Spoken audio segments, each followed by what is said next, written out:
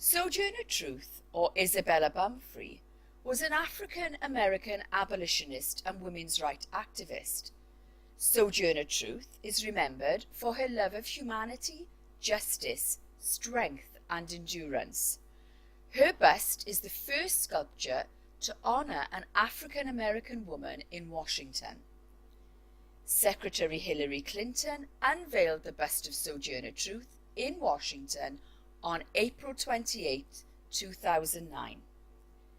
During her remarks, Hillary Clinton paid tribute to Sojourner-Truth when she said, quote, "What a wonderful day it is to be here in Emancipation Hall for this great occasion when Sojourner-Truth takes her rightful place alongside the heroes who have helped to shape our nation's history."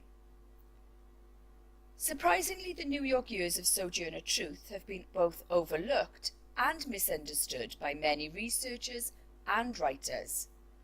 As a Christian woman attempting to find her faith in New York City, Sojourner-Truth unfortunately experienced horrors, trials, and tribulations inside the Zion or New Jerusalem of the notorious American prophet Matthias. Interestingly, Sojourner-Truth remained connected with Matthias until his dramatic expulsion from New York by its citizens. After years of investigation and writing, Mike Wilkins, author and researcher, has painstakingly produced a gripping, compelling narrative presenting the evidence from the female disciples who were adversely affected by the actions of a man who professed to be a prophet of God. The correlated research is presented from diaries, newspapers, court records, personal letters, and written statements from Margaret Mathews, the legal wife of Prophet Matthias. Sojourner-Truth, Anne Folger, and Catherine Galway were three Christian women adversely affected by their association with Matthias. Surprisingly, Isabella and Margaret Mathews were also devastated and publicly exposed by the actions and words of a father and husband who claimed control over them. Sadly, these women suffered greatly as they attempted to live their lives as Christians involved in the madness of unrighteous, egotistic men. As a man, the American prophet Matthias introduced and encouraged sexual immorality into the lives of his disciples. His doctrines and actions encouraged a hedonistic lifestyle, incorporating ceremonies and claimed religious activities, exposing a narcissistic personality due in part to his chosen lifestyle. Incredibly, Prophet Matthias had the ability to dominate and control both men and women. He continually stated his ability to communicate with good and evil spirit entities. Undoubtedly, these claims influenced the pure in heart to fall from a state of innocence and purity into depravity and debauchery. Sojourner-Truth and Margaret Mathews, the legal wife of Prophet Matthias, stood united in their attempts to first defend and then help Prophet Matthias. After enduring increasing hardships, violence, mental and spiritual abuse, coupled with financial ruin, they decided to change their position. Sojourner-Truth and Margaret wanted you to know what they suffered.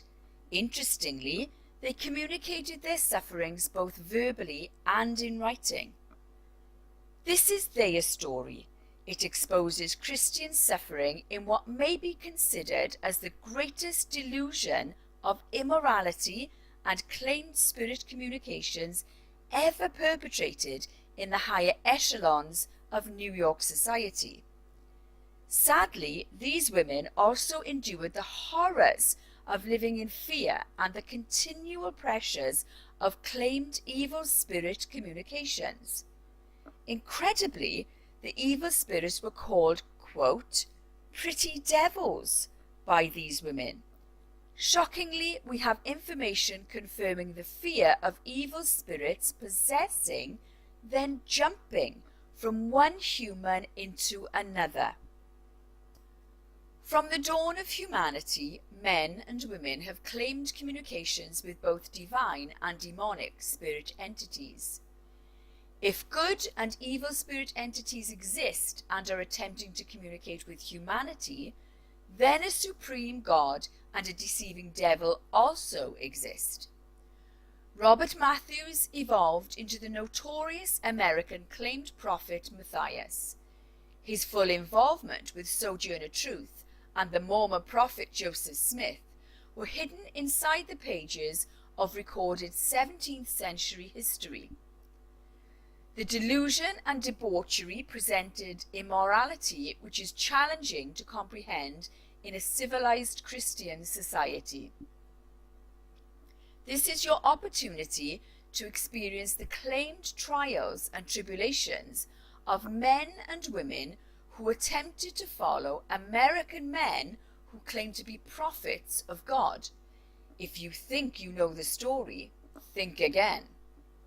Amazingly, the notorious prophet Matthias and the Mormon prophet Joseph Smith both claim to know the difference between good and evil spirit entities. Surprisingly, both these men have many curious coincidences. If you are interested in learning the full story in a readable format, please consider yourself invited to experience what others endured as they walked in the shadows of men who claimed to be prophets of God.